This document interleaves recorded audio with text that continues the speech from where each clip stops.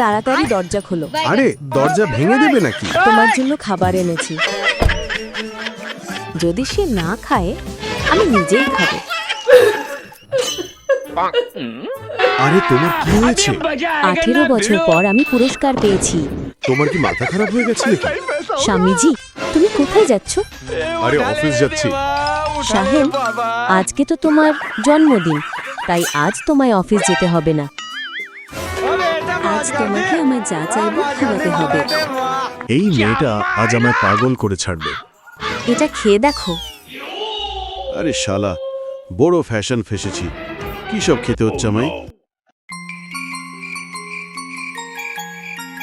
আরে তোমার কেকটাই তো কাটা হয় না।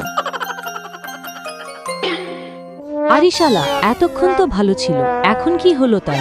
আজকের দিনে সাহিলের প্রথম বউ মারা গেছিল, ওই জন্য আজ সে মদ খেয়েছে। আচ্ছা ঠিক আছে, তুমি যাও। ঠিক আছে।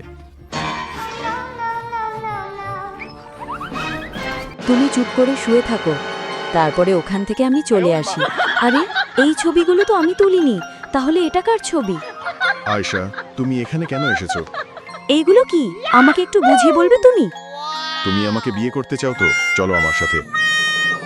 এরপর কি হবে তা জানতে ভিডিওটিতে লাইক এবং কমেন্ট করুন।